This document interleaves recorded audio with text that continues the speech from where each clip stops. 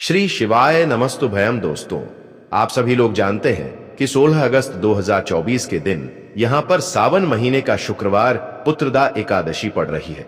दोस्तों, ये जो पुत्रदा एकादशी है श्रावण महीने में पड़ने वाला सबसे बड़ा पुत्रदा एकादशी है, क्योंकि यह श्रावण महीने में पड़ रहा है, जिसका बहुत ही बड़ा और विशेष महत्व होता है। और ऐसा दिन पूरे साल में सिर्फ एक ही बार आता है। और दोस्तों, आप सभी लोग जानते हो कि सावन पुत्रदा एकादशी का अगर सबसे बड़ा कोई उपाय है वह 7 छन्नी की दाल वाला उपाय है। तो दोस्तों, इस श्रावण माह के पहले पुत्रदा एकादशी के दिन आप लोगों को इस 7 छन्ने की दाल वाला उपाय को जरूर करना है। बहुत सारे लोग होंगे जिन लोगों ने इस उपाय को ना किया हो, मतलब पूरा साल निकल गया और उन्होंने किसी भी दिन इस 7 छन्ने की दाल वाला उपाय को ना किया हो। पर दोस्तों, आपके पास एक आखिरी मौका बचा हुआ है, जो कि 16 अगस्त 2024 सावन महीने का शुक्रवार पुत्रदा एकादशी के दिन। तो इस दिन आप लोगों को इस वाले उपाय को जरूर कर लेना है, भले ही आपने पूरे साल भर अभी तक इस उपाय को ना किया हो। पर अगर आपने इस श्रावण महीने के पुत्रदा एकादशी के दिन अगर इस वाले उपाय को कर लिया, तो आपको इस उपाय को करने का वह फल मिलेगा जिसकी आपने कभी कल्पना भी नहीं करी होगी। इसीलिए आप लोग इस वाले उपाय को एक बार जरूर कर लेना, ताकि आप लोगों के हाथ से यह मौका ना जा सके और आपको इस उपाय को करने का फल मिल सके। दोस्तों, यह उपाय पंडित जी ने अपनी अभी की ही शिव महापुराण की कथा में बताया है, जिस उपाय को आज हम आपको बहुत अच्छे से समझाने वाले हैं।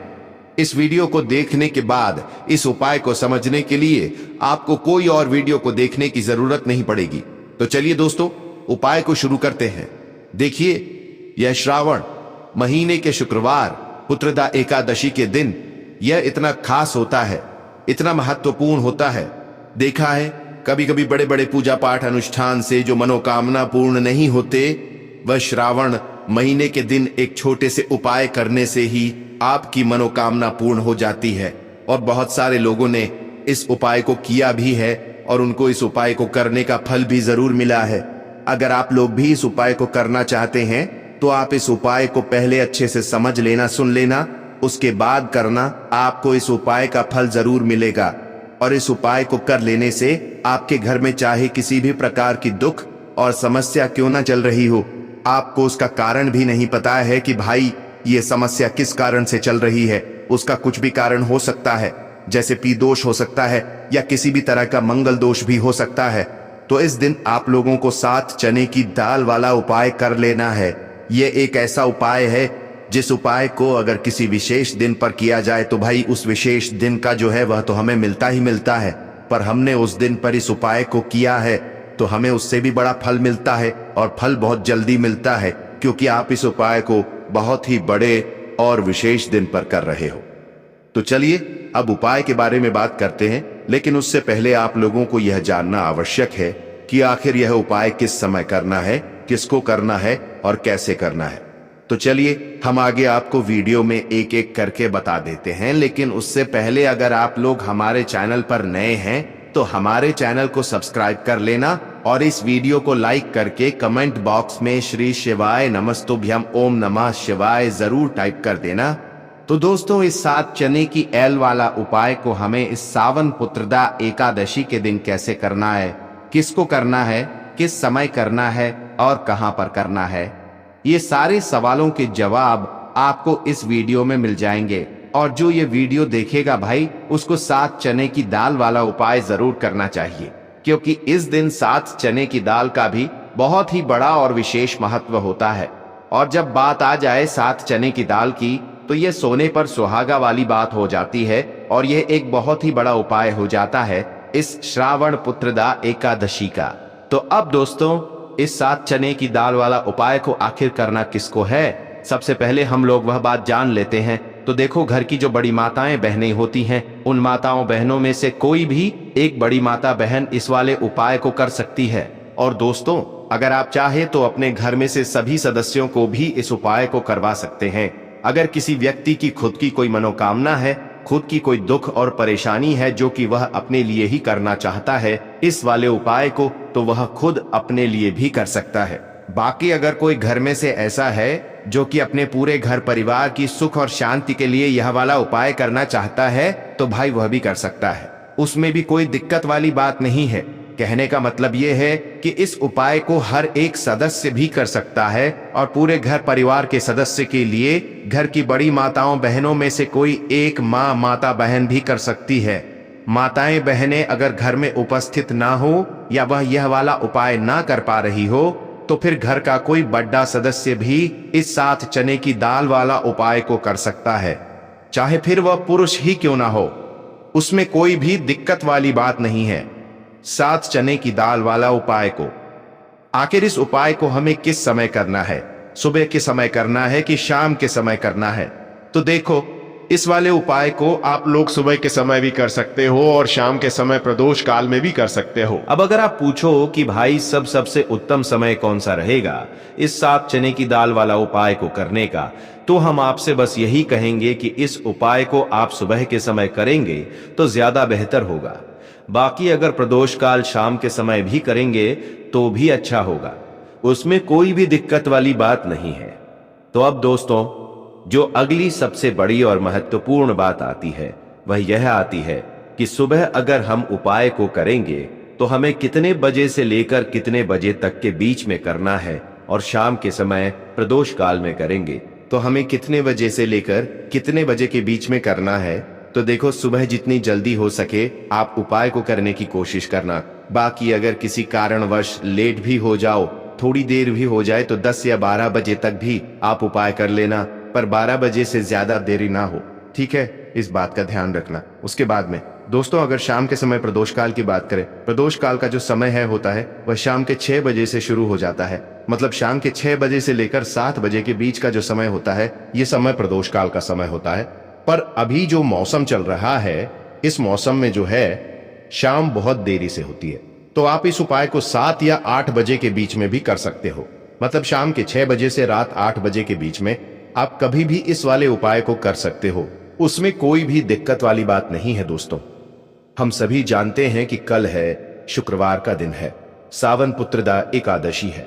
महादेव जी को खुश करने के लिए सबसे ज्यादा पवित्र दिन देखो, सावन पुत्रदा एकादशी इस बार आई है शुक्रवार के दिन, और शुक्रवार की पुत्रदा एकादशी पर कुछ उपाय जीवन के भाग्य को बदल देते हैं। आज के इस पूरे वीडियो में वैसे तो हम कुछ विशेष उपाय के बारे में बात करेंगे, और इन उपायों में से सबसे सर्वश्रेष्ठ उपाय है भाग्य का उदय करने वाला। यदि जो लोग भी प्रयास करते हैं, मेहनत करते हैं, लेकिन भाग्य का साथ उनको नहीं मिल पाता आता है, तो विशेषकर उनको यह उपाय करने चाहिए। बहुत ही ज्यादा विशेष उपाय होने वाला है। सावन पुत्रदा एकादशी बहुत ही ज्यादा खास होती है। पूज्य गुरुदेव की कथा सुनकर के समझकर के समझाने का पूरा प्रयास करूंगा। एक एक करते हुए हम उपाय को समझेंगे। सबसे पहला उपाय है, मात्र 7 चने की दाल से आप यह उपाय कर सकते हैं। नहीं ले सकते तो 7 चने की दाल भी ले सकते हैं, और चने की दाल लोगे तो खंडित मत लेना। टूटी हुई चने की दाल उपयोग में नहीं आती है, ठीक है? 7 चने की दाल या 1 त्यास लेते हो तो बहुत ही ज्यादा शुभ है। चने की दाल, देखो यह उपाय किन लोगों को करना चाहिए? जिन लोगों के जीवन में दुर्भाग्य बहुत ज्यादा है, जो लोग चाहते हैं कि उनका भाग्य का उदय हो, उनके जीवन में भी नया सवेरा आए, उनके जीवन में भी रोशनी आए, उनके जीवन के हर कार्य सिद्ध हो जाए, तो उन लोगों को यह उपाय करना चाहिए। चने की दाल आपने ले ली, अब आपको साथ में लेना है एक स्टील का पात्र। कोई भी कटोरी लेना चाहो, कटोरी ले लो, जिसके अंदर 2 चम्मच कच्चा दूध और शुद्ध जल मिलाना, ठीक है? और आपको साथ में लेना है मैं तांबे के पात्र के अंदर चल, ठीक है? यह तीनों मात्र 3 सामग्री लेकर के आज के दिन यानी कि सावन पुत्रदा एकादशी शुक्रवार के दिन आपको जाना है भगवान शिव के मंदिर में। देखो, पुत्रदा एकादशी शुक्रवार के दिन पड़ता है तो बहुत शुभ होता है। तब भी हम चने की दाल के उपाय करते हैं। क्यों? क्योंकि चने की दाल का जो रंग होता है वह स्वर्ण होता है, और स्वर्ण जो होता है यानी कि एक तेज का प्रतीक माना जाता है, और तेज हमारे जीवन में आता है तो हमारे कार्य सिद्ध होते जाते हैं। अगर जीवन में उदासी होगी तो कुछ भी कार्य, आप कितना भी कार्य कर लें, आपका कुछ भी नहीं हो सकता। लेकिन अगर जीवन में तेज होगा, जीवन में ऊर्जा होगी, तो वह कार्य अपने आप ही परिपूर्ण होते जाएगा, अपने आप ही सिद्ध होते जाएगा।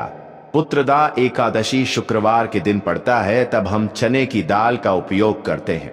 प्रदोष की तिथि शुक्रवार के दिन पड़ती है, तब हम चने की दाल का उपयोग करते हैं। और उसी प्रकार से यह शुभ तिथि जो कि महीने में एक बार आती है वह पुत्रदा एकादशी, और यह शुक्रवार के दिन है, इसीलिए हम आज यह उपाय करेंगे। देखो करना क्या है, चने की दाल। देखो आप क्या करोगे, सबसे पहले जो कच्चा दूध लेकर के आए हो उसके अंदर एक एक चने की दाल आपको डालना है। बृहस्पति श्यवर महादेव का स्मरण करते हुए बृहस्पति देव को मजबूत करते हैं।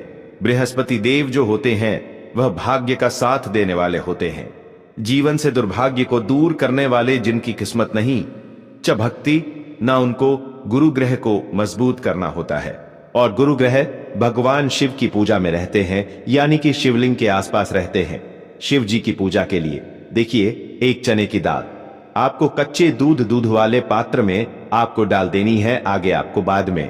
अब यह कच्चा दूध जिसके अंदर आपने चने की दाल डाली हुई है, यह आपको भगवान शिव के शिवलिंग पर श्री शिवाय नमस्तुभ्यं का जाप करते हुए आपके जीवन के दुर्भाग्य दूर हो, जीवन में सौभाग्य की प्राप्ति हो, ऐसी कामना करते हुए आपको पूरा कच्चा दूध आपको अर्पित कर देना है। कच्चे दूध वाले पात्र में अगर चने की दाल रह जाती है तो वह हाथ से निकल करके भगवान शिव के शिवलिंग पर आप अर्पित कर सकते हैं। ठीक है, अर्पित कर लिया। अब आपको क्या करना है, जो भगवान शिव के शिवलिंग पर आपने चने की दाल अर्पित करी है, वह उस चने की दाल पर देखो, उस चने की दाल पर आपको आपका सीधा हाथ रखना है और आपकी जो भी विशेष कामना है, जो भी मनोकामना है भाग्य से जुड़ी हुई, लेकिन आपको प्रार्थना करनी है कि जीवन के दुर्भाग्य दूर हो, और जीवन में जो भी आपकी इच्छा है वह आपको बोल देनी है। यह कामना करने के बाद हाथ हटाना और उसका जो के पात्र के अंदर जो जल है वह जल भगवान शिव के शिवलिंग पर आपको श्री शिवाय नमस्तुभयम का जाप करते हुए आपको अर्पित कर देना है। वैसे तो सावन पुत्रदा एकादशी का महत्व होता है रात्रि में, यानी कि सूर्यास्त के बाद, क्योंकि सावन पुत्रदा एकादशी यानी कि रात्रि में ही, जैसे नवरात्रि का महत्व रात्रि में होता है, उसी प्रकार से पुत्रदा एकादशी का महत्व भी रात्रि में होता है। लेकिन अगर आप रात्रि में नहीं कर पाते या आपके घर के आसपास करने नहीं देते मंदिर में, तो फिर आप यह उपाय दिन में भी कर सकते हैं। तो यह हो गया पहला उपाय। अब हम बात करते हैं दूसरे विशेष उपाय की। देखिए क्या करना है, मात्र आपको काली मिर्च लेना है, एक साबुत काली मिर्च के साथ 7 काले तिल के दाने, और साथ में लेना है तांबे के पात्र के अंदर जल। कैसी भी विपदा हो, कैसी भी परेशानी हो, कैसी भी संकट हो, काली मिर्च के उपाय सावन पुत्रदा एकादशी पर आपको करने चाहिए। देखो वैसे तो आपको क्या करना है, यह तीनों सामग्री लेकर के भगवान शिव के मंदिर में जाना है, सीधा हाथ रखना, सीधे हाथ के ऊपर काली मिर्ची रखना और इसी सीधे हाथ पर आपको काले तिल रखना है। ठीक है, अब आपको क्या करना है, जीवन में आ रही परेशानी, कष्ट, बाधा को दूर करने के लिए, आपके जीवन की समस्त परेशानियों को दूर करने के लिए, आपके जीवन के समस्त संकटों को दूर करने के लिए आपको प्रार्थना करते हुए महादेव के ऊपर, शिव जी के ऊपर आपको सीधे हाथ से आपको काली मिर्ची और 7 काले तिल के दाने आपको महादेव के शिवलिंग पर अर्पित कर देना है। इस प्रकार से अर्पित करोगे तो जीवन की सारी बाधा, कष्ट, परेशानी, संकट जो है वह सब दूर होते हैं। यह अर्पित कर दिया। उसके बाद जो तांबे के पात्र के अंदर जल है, वह जल भगवान शिव के शिवलिंग पर श्री शिवाय नमस्तुभ्यं के कष्ट, बाधा, जो भी कष्ट आ रहा हो, कोई काम आपका अटक रहा हो, कोई काम आपका रुका हुआ हो, तो वह काम परिपूर्ण हो जाए, ऐसी कामना करते हुए आपको यह जल अर्पित करना है। यह हो गया दूसरा उपाय। अब हम बात करते हैं तीसरे विशेष उपाय की। बहुत ही प्यारा सा, यह भी मनोकामना पूर्ति का विशेष उपाय है, माता सुंदरी वाला विशेष उपाय है। इस उपाय के लिए आपको क्या लेना है, गुड़ वाला जल, एक गुड़ का टुकड़ा लेना, उसके अंदर जल भर देना। ठीक है, यह गुड़ वाला जल हो जाएगा, थोड़ा सा ही लेना है, 2-4 बूंद ही लेना, ज्यादा नहीं लेना है। ठीक है, गुड़ वाला जल साथ में लेना है घी, और साथ में लेना है एक बेलपत्र, और उसके साथ में लेना है तांबे के पात्र के अंदर जल। ये चारों सामग्री आपको ले जाना है भगवान शिव के मंदिर में। सुबह से लेकर के रात्रि तक जब आपकी इच्छा हो तब आपके उपाय कर सकते हैं। देखो कैसी भी मनोकामना हो, माता अशोक सुंदरी की कृपा से वह मनोकामना आपकी परिपूर्ण हो जाएगी। जो बेल पत्र लेकर आए हो बेलपत्र में 3 पत्ती होती है, तो ऊपर वाली जो पत्ती है उसमें आपको घी लगाना है। अब ऊपर वाली पत्ती में घी कैसे लगाओगे? आपके सीधे हाथ की सीधी उंगली के पास वाली जो उंगली है, जिसे हम कहते हैं तर्जनी उंगली, तर्जनी उंगली में घी लेना और ऊपर वाली पट्टी में आपको घी लगा लेना है। आ गई इतनी बात समझ में? ठीक है। अब जो गुड़ वाला जल लेकर आए हो, गुड़ वाला जल भी ले सकते हो या लाल चंदन भी ले सकते हो, जो आपके पास अवेलेबल हो वह आप ले सकते हो, लेकिन लाल चंदन लेते हो तो सर्वोत्तम होता है। लाल चंदन लेना आप आपकी चिट्ठी के पास वाली उंगली, जिसे तर्जनी उंगली कहते हैं, तर्जनी उंगली से ही आपको नीचे की दोनों पट्टियां पर चिकनी वाली साइड पर ही आपको लाल चंदन आपको लगा लेना है या गुड़ वाला जल आपको लगा लेना है। अब यह जो बेल पत्र है इसे उठाना और माता अशोक सुंदरी वाला जो स्थान है वहां पर इसे अर्पित करना।